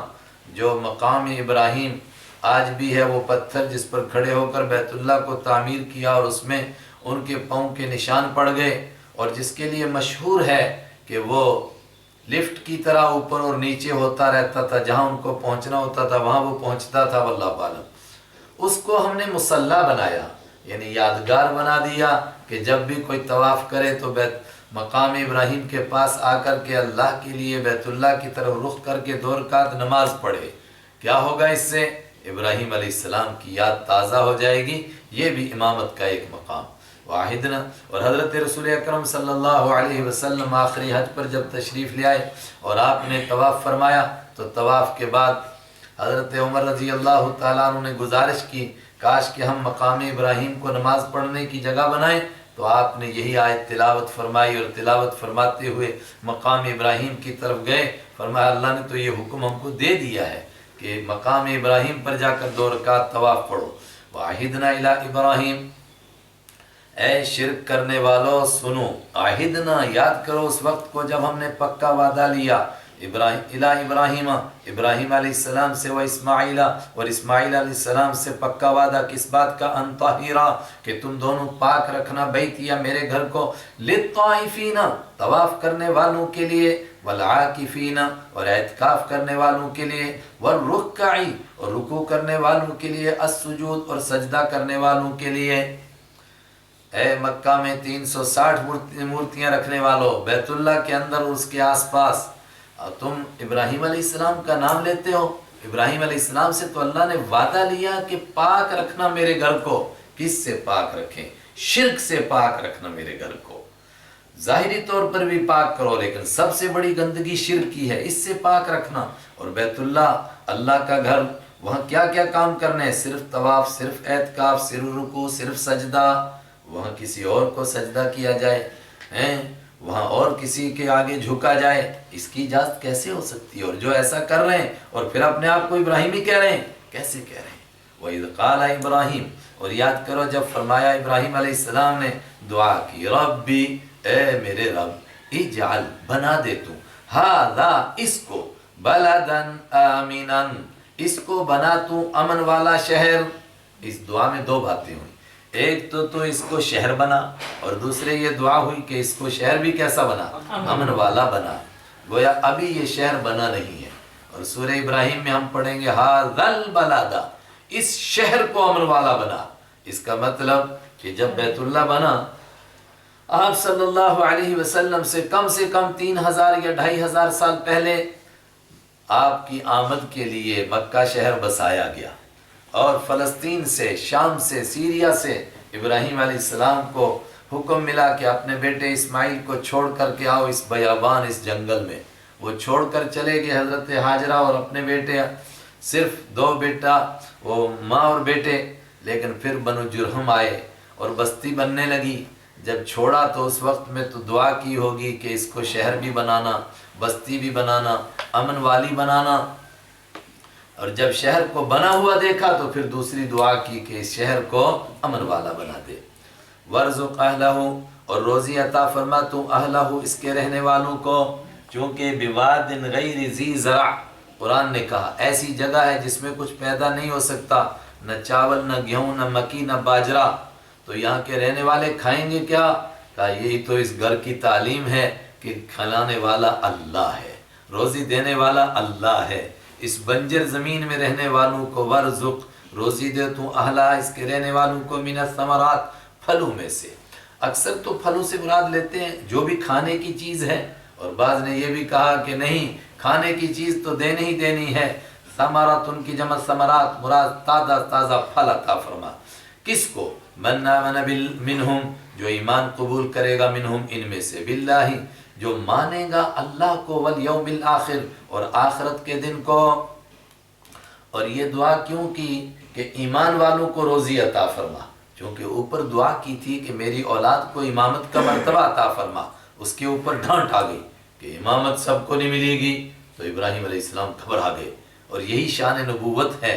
اب ان کے لیے روزی کی درخواست کریں، اس سے بھی گھبرائے کہ شاید ان کو روزی بھی نہیں دینی جو نہیں مانیں گے، تو یہ نہیں کہا کہ ان کو نہ دے، البتہ دعا کی ان کے لیے کہ جن کو روزی دینی ہے ان کے لیے دعا کی کہ ایمان والوں کو دے، غیر ایمان والوں کو دے یا نہ دے اس کا کوئی تذکرہ نہیں۔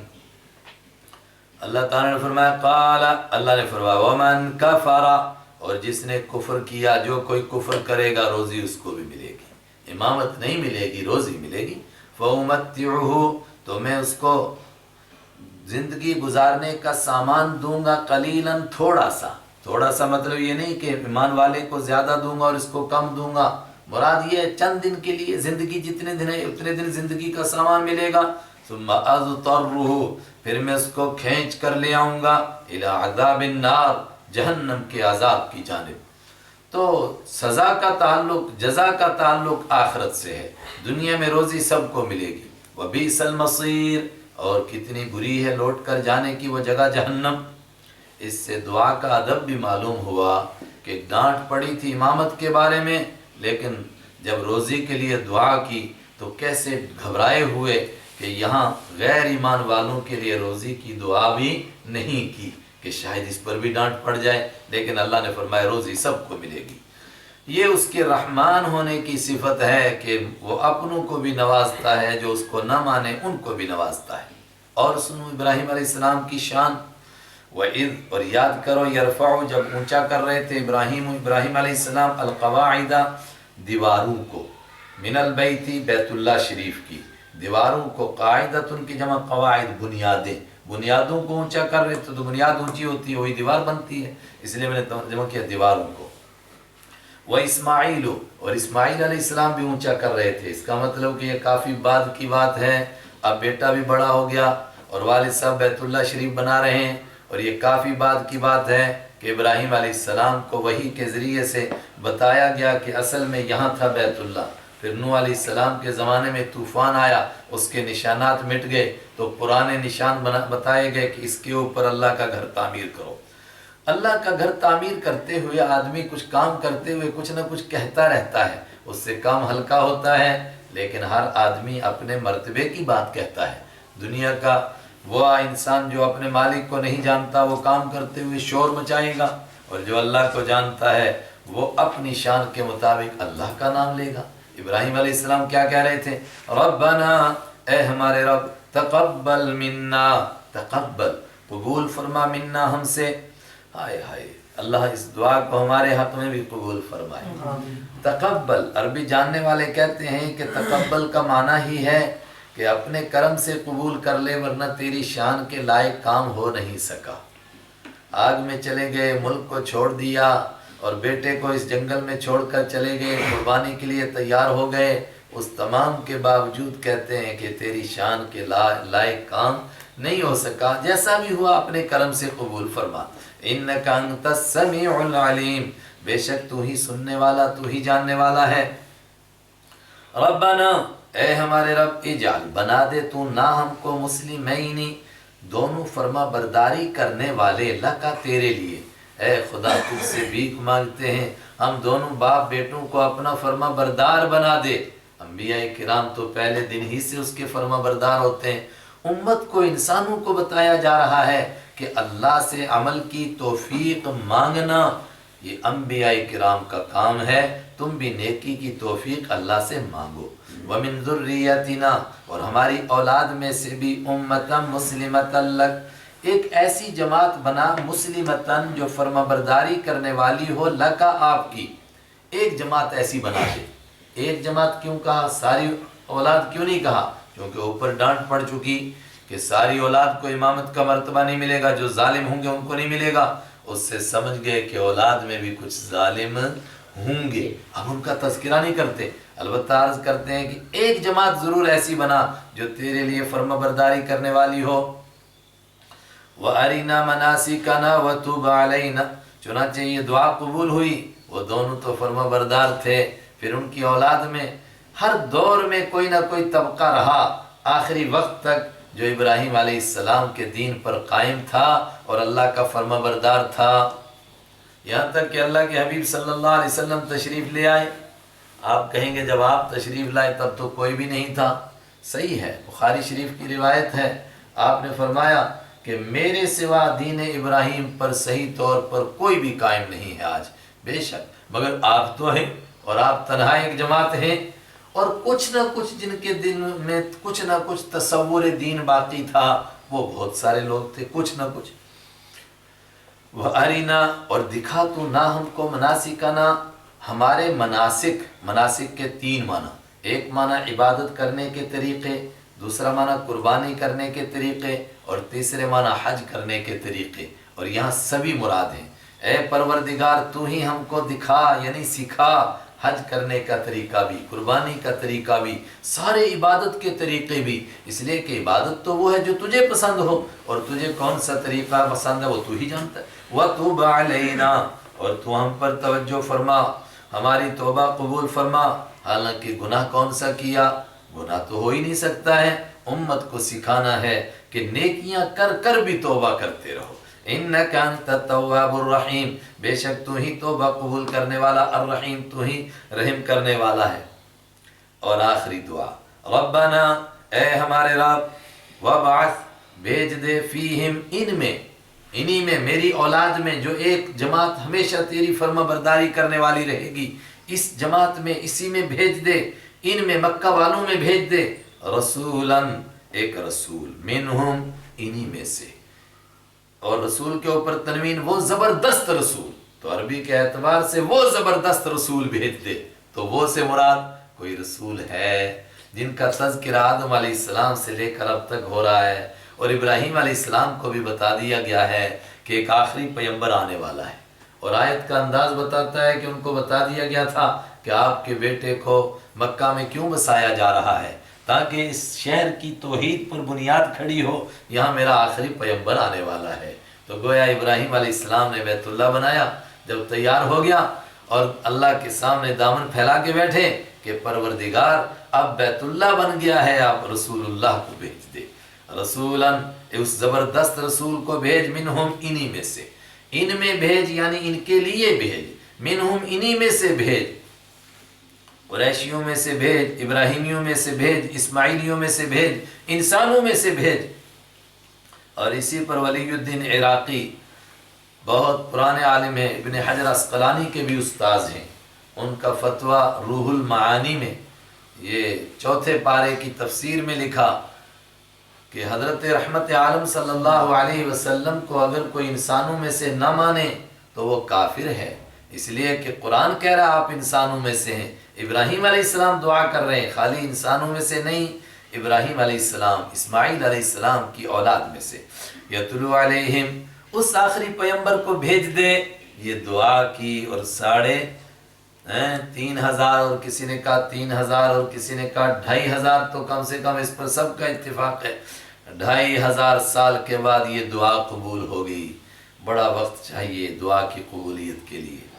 یتلو علیہم، وہ رسول کریں گے کیا، تلاوت کریں گے، وعلیہم، ان کے سامنے، آیاتی کا، تیری آیتیں، 4 کام ہیں رسول کے جس کا تعارف قرآن پاک جگہ جگہ کرا رہا ہے، اور 2,500 سال پہلے ابراہیم علیہ السلام اس کا تعارف کرا رہے ہیں۔ پہلا کام یتلو علیہم آیاتی کا، وہ ان کے سامنے تیری آیتوں کی تلاوت کریں گے، یعنی ان پر ایک زبردست کتاب اترے گی، اور وہ کتاب پڑھ کر کے ان کو سنائیں گے اور ان کو دین کی دعوت دیں گے، وَيُعَلِّمُهُمُ الْكِتَابَ، اور ان کو کتاب سکھائیں گے، سکھانے کا مطلب جو احکام قرآن کے اندر آئیں گے ان کے اوپر عمل کرنے کا طریقہ بتائیں گے، والحکمت، اور حکمت سکھائیں گے، قرآن کے راز ہائے سربستہ بتائیں گے، دانش مندی اور عقل مندی کی باتیں بتائیں گے، وَيُزَكِّيهِمْ، اور جس کو یہ تین کام نصیب ہوں گے، تلاوت بھی، تعلیم بھی اور حکمت بھی، اس کے دل کی صفائی کریں گے۔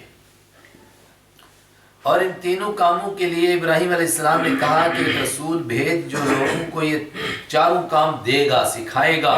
اس کا مطلب کہ یہ چاروں کام سمجھانے کے لیے، سکھانے کے لیے، بتانے کے لیے کوئی انسان ہونا چاہیے۔ اگر کوئی گھر بیٹھے خود بخود ہی تزکیہ حاصل کرنا چاہے، خود بخود ہی تلاوت، خود بخود ہی تعلیم، تو کیا پڑھے گا اور کیا سیکھے گا وہ ہم سمجھ سکتے ہیں۔ اِنَّكَ أَنْتَ الْعَزِيزُ الْحَكِيمُ، بے شک تو ہی غالب ہے، تو ہی حکمت والا ہے۔ وَمَنْ يَرْغَبُ عَنْ مِلَّةِ إِبْرَاهِيمَ إِلَّا مَنْ سَفِيهَ نَفْسَهُ۔ وَمَنْ يَرْغَبُ، اور کون منہ موڑے گا ابراہیم علیہ السلام کے مذہب سے؟ کون منہ موڑے گا مطلب؟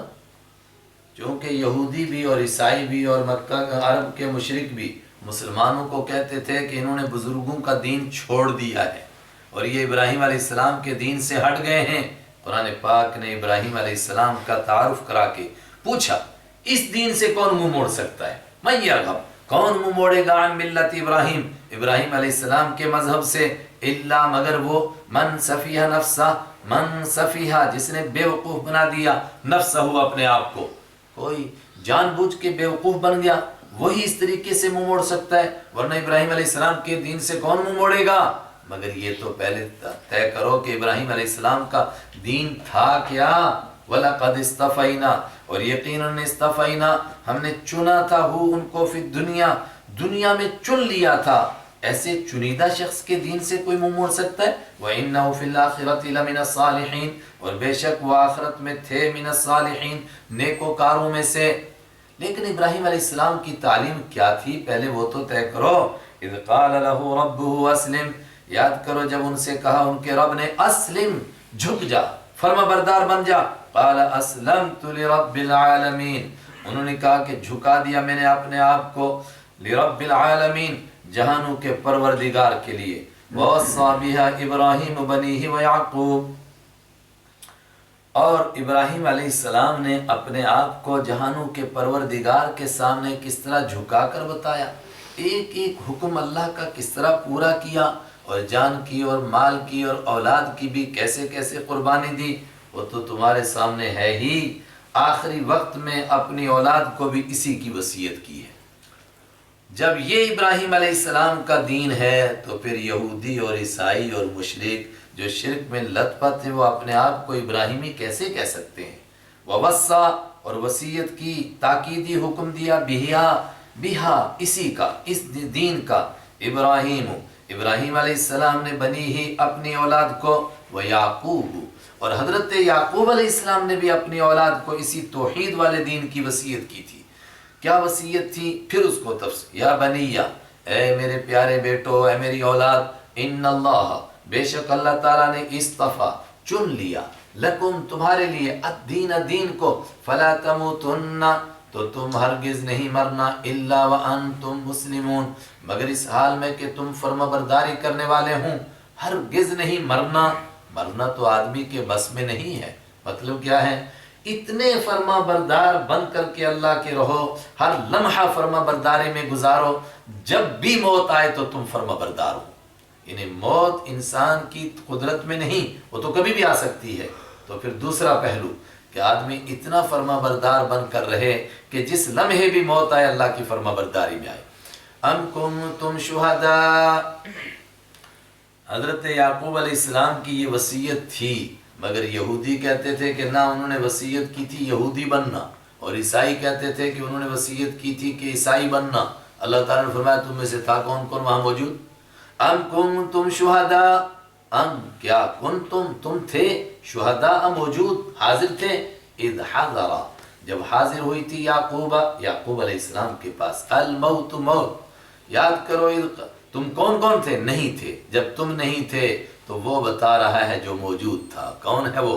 اللہ۔ انہوں نے کس چیز کا حکم دیا تھا؟ یاد کرو، کیا وصیت کی تھی؟ اذ قال، یاد کرو اللہ بتا رہا ہے کس کا کہا تھا؟ قال، یاد کرو اس وقت کو جب کہا یعقوب علیہ السلام نے لبنیہ اپنے بیٹوں سے، ما تعبدون، کس کی پوجا کرو گے، من بعدی، میرے بعد کس کس کی عبادت کرو گے، صاف بتاؤ۔ حالانکہ حضرت یعقوب علیہ السلام کو اپنے بیٹوں کی طرف سے کوئی بدگمانی تھی؟ نبی کے بیٹے، نبی کے پوتے، نبی کے پڑپوتے، کیا وہ شرک کر سکتے تھے؟ لیکن اس تمام کے باوجود ایک باپ کو اولاد کے لیے کیسا فکر مند ہونا چاہیے، حضرت یعقوب علیہ السلام کا کردار پیش کیا۔ آخری وقت میں جب جان کنی کا عالم ہے، اس وقت میں بھی بیٹوں کو کہا پہلے صاف صاف بتاؤ میرے بعد کس کی عبادت کرو گے۔ قالوا نعبد، انہوں نے کہا ہم عبادت کریں گے، الہ کا، آپ کے معبود کی، و الہ آبائی کا، اور آپ کے باپ دادا کے معبود کی، مطلب اس خدا کی جس کو آپ مانتے ہیں، اس خدا کی جس کو آپ کے باپ دادا مانتے تھے، خدا مانتے تھے، اللہ کی۔ کون ہے آپ کے باپ دادا؟ ابراہیم، یعنی ابراہیم علیہ السلام، و اسماعیل، اور اسماعیل علیہ السلام، و اسحاق، اور اسحاق علیہ السلام۔ حضرت اسماعیل حضرت یعقوب کے چچا ہیں، وہ تایا ہیں، وہ ان کے باپ نہیں ہیں، لیکن تایا کو بھی قرآن پاک نے کس میں شمار کیا؟ آبائی کا، آپ کے باپ دادا، جن کو یہ خدا مانتے تھے۔ کون ہے وہ خدا؟ الہ واحدہ، ایک ہی معبود، ہم اس کی عبادت کریں گے، وَنَحْنُ لَهُ مُسْلِمُونَ، اور ہم اسی کے لیے فرما برداری کرنے والے ہیں۔ کس منہ سے اپنے آپ کو ابراہیمی اور یعقوبی اور اسرائیلی کہتے ہو؟ عیسائی حضرت عیسیٰ علیہ السلام کی پوجا کر کے کیسے رہ سکتے ہیں ابراہیمی، اور یہودی حضرت عزیر علیہ السلام اور اپنے سارے بزرگوں کو پوج کر کیسے رہ سکتے ہیں ابراہیمی، اور عرب کے مشرک 360 بتوں کی پوجا کر کے ابراہیمی رہ سکتے؟ تلک امتن، قرآن پاک نے کہا آگے بڑھو، چلو وہ بزرگ تھے، جو بھی تھے، نیک بندے تھے، ان کی نیکی سے تم کو کیا ملے گا؟ ہمارا باپ بہت بڑا تھا، مگر تم کون ہو؟ تم اپنا سوچو کہ تم کیا ہو، تمہیں تمہارے کام کا بدلہ ملے گا، ان کو ان کے کاموں کا بدلہ ملا۔ تلک امتن، وہ ایک جماعت تھی، قد خلت، جو گزر چکی، لہا، اس جماعت کے لیے ہے، ما کسبت، جو اس نے کمایا، ولکم، اور تمہارے لیے ما کسبتم، جو تم نے کمایا، ولا تسألون، اور تم سے نہیں پوچھا جائے گا، عما کانوا یعملون، ان کاموں کے بارے میں جو وہ کرتے تھے، ان کو ان کے کاموں کا جواب دینا ہے، تم کو تمہارے کاموں کا جواب دینا ہے۔ وَقَالُوا كُونُوا هُودًا أَوْ نَصَارَىٰ تَهْتَدُوا، مرغے کی ایک ٹانگ، وہ کسی کی زبان سے نکل گیا تھا کہ مرغے کی ایک ٹانگ ہے، تو ساری دنیا نے دکھایا، مرغا لا کر بتایا یہ دیکھو 2 ٹانگیں، کہا نہیں میرے منہ سے نکل گیا ایک ٹانگ، میں نہیں مانوں گا۔ یہی حال یہودیوں اور مشرکوں کا تھا، تو یہودی نے کہا اور عیسائیوں نے کہا، وقالو، اور انہوں نے کہا، کنہوں نے؟ یہودیوں نے کہا کونوا ہودن، لوگو یہودی بن جاؤ، وقالو، اور انہوں نے کہا، کنہوں نے؟ عیسائیوں نے کہا نصارا، لوگو عیسائی بن جاؤ، تہتدو، ہدایت پا جاؤ گے، جنت میں تبھی جاؤ گے جب یہودی اور عیسائی بنو گے۔ قل، آپ ان سے کہہ دیجئے، ابھی تو تم کہہ رہے تھے نا کہ ہم ابراہیمی ہیں، تو پھر بل ملت ابراہیم، بلکہ ہم تو ملت ابراہیمی پر چلیں گے، اتبعنا ملت ابراہیم، ہم نے پیروی کی حضرت ابراہیم علیہ السلام کے مذہب کی۔ اب جب ہم نے ان کے دین کو پیش کیا تو اب تم اپنی یہودیت اور عیسائیت کو پیش کرنے لگے، چلو ابراہیم علیہ السلام کے دین پر۔ کون ابراہیم علیہ السلام؟ حنیفاً، جو ساری کائنات سے کٹ کر اللہ سے جڑ گئے تھے۔ اور ایک بڑے زبردست بات، طنز اور طانے کی بات، وما کان من المشرکین، اور ابراہیم علیہ السلام شرک کرنے والے نہیں تھے۔ اتنے بڑے پیغمبر اور قرآن کہتا ہے وہ شرک کرنے والے نہیں تھے۔ کہنا کیا چاہتا ہے؟ جو شرک کرنے والا ہے وہ ابراہیمی نہیں بن سکتا ہے۔ یہودی بھی شرک کرنے والا، عیسائی بھی شرک کرنے والا، اور عرب کے مشرک نام ہی ان کا شرک کرنے والے، یعنی اکیلے اللہ کو نہ مان کر کے اس کے ساجے دھاری ماننے والے، وہ کیسے ابراہیمی ہو سکتے ہیں؟ وما کان من المشرکین، ابراہیم علیہ السلام تو شرک کرنے والے نہیں تھے۔ یہ بالکل اسی طرح ہے جس طرح کوئی بہت بڑے بزرگ کا بیٹا ہو مگر چوریاں کرتا ہو، تو وہ کہے جی میں فلانے بزرگ کا بیٹا ہوں اس لیے مجھے چھوڑ دو، تو لوگ کیا کہیں گے؟ تیرا باپ چور تو نہیں تھا۔ وَقُولُوا آمَنَّا بِاللَّهِ، انہوں نے کہا تھا یہودی بن جاؤ یا عیسائی بن جاؤ، کہا نہیں تھا، آج بھی یہی کہہ رہے ہیں۔ اس کے مقابلے میں ہم کیا کہیں گے؟ آپ کہیں گے آسان لفظوں میں، آج کا مسلمان کہے گا مسلمان بن جاؤ۔ کیسا مسلمان؟ جیسا وہ بیچارہ ہے، نہ وہ خدا کو جانتا ہے نہ مانتا ہے۔ اللہ اکبر، نہیں نہیں، یہ کہیں گے ہم، قولو، آپ قولو، تم سب کہو، آمنا باللہ، ہم ایمان لائے اللہ پر، سب سے پہلے ہم نے اللہ کو مانا، تم بھی اللہ کو مانو۔ وما انزل، اور ہم ایمان لائے ما اس تمام چیزوں پر، انزل جو نازل کی گئی الینا ہماری جانب، وما اور ان تمام چیزوں پر، انزل جو نازل کی گئی الی ابراہیم ابراہیم علیہ السلام کی طرف، و اسماعیل اور اسماعیل علیہ السلام کی طرف، و اسحاق اور اسحاق علیہ السلام، و یعقوب اور یعقوب علیہ السلام کی جانب، والاسباط اور ان کے مختلف خاندانوں کی جانب، سبت کی جمع اصل میں کہتے ہیں بیٹی کی اولاد کو، پھر بیٹے اور بیٹی دونوں کی اولاد کو، ان کی اولاد میں جو انبیاء آئے ان پر جو کچھ نازل کیا گیا ہم نے اس کو بھی مانا، وما اوتیا اور جو کچھ دیا گیا موسیٰ علیہ السلام کو ہم نے اس کو بھی مانا، وعیسیٰ اور جو کچھ دیا گیا عیسیٰ علیہ السلام کو ہم نے اس کو بھی مانا، وما اوتیا اور جو کچھ بھی دیا گیا النبیون سارے نبیوں کو، اس لیے کہ نبی تو یہی نہیں ہے جو ان کی اولاد میں، نبی تو دنیا بھر میں ہر قوم میں ہر علاقے میں نبی آئے، جس نبی کو جو دیا گیا من ربہم ان کے رب کی طرف سے ہم نے وہ سارا مانا، لا نفرق بین احد منہم، یہ ہے کمال ایمان والوں کا۔ عیسائی کہتا ہے کہ ہم اپنے نبی کو مانتے ہیں دوسروں کو نہیں، یہودی کہتا ہے کہ ہم اپنے کو مانتے ہیں دوسروں کو نہیں، ایمان والا کیا کہتا ہے؟ لا نفرق، ہم فرق نہیں کرتے ہیں بین احد کسی میں، منہم ان میں سے، رسولوں میں سے، کہ ہم کہیں کہ ایک رسول کو مانیں گے اور دوسرے کو نہیں مانیں گے، یہ ہم نہیں کر سکتے ہیں، مرتبے میں فرق ہے لیکن ماننے کے اعتبار سے سب کو مانتے۔ وَنَحْنُ لَهُ مُسْلِمُونَ اور ہم انہی کے لیے فرما برداری کرنے والے ہیں، فَإِنْ آمَنُوا بس اگر وہ ایمان لائیں گے بِمِثْلِ مَا آمَنْتُمْ اگر وہ ایمان لائیں گے، کون؟ ساری دنیا کے لوگ، بِمِثْلِ مَا اس کے جیسا، ما آمنتم بھی جیسا تم ایمان لائے ہو، لیکن تم سے مراد کون؟ میں اور آپ صحابہ کرام، رحمت عالم صلی اللہ علیہ وسلم کے صحابہ، جس طرح تم ایمان لائے ہو اگر اس طرح ایمان لائیں گے ساری دنیا کے لوگ، تم معیار ہو ایمان کے لیے، فقد اہتدوا تو وہ ہدایت پا جائیں گے۔ وَإِن تَوَلَّوْا اور اگر وہ منہ موڑیں گے، اس طرح ایمان نہیں لائیں گے، فَإِنَّمَا هُمْ فِي شِقَاقٍ تو بے شک وہ ہیں مخالفت میں، اور وہ مخالفت میں دور جا پڑے ہیں، فَسَيَكْفِيكَهُمُ اللَّهُ تو پھر تو یہ سارے مخالف ہو گئے، یہودی بھی اور عیسائی بھی اور عرب کے مشرک بھی، تو یہ سارے مل کر اکٹھے ہو کے حملہ کر دیں گے، کچھ نہیں ہوتا ہے، 150 لاکھ کروڑ بھیڑیں جمع ہو جائیں، شیر کا کیا بگڑے گا، اللہ آپ کے ساتھ ہے۔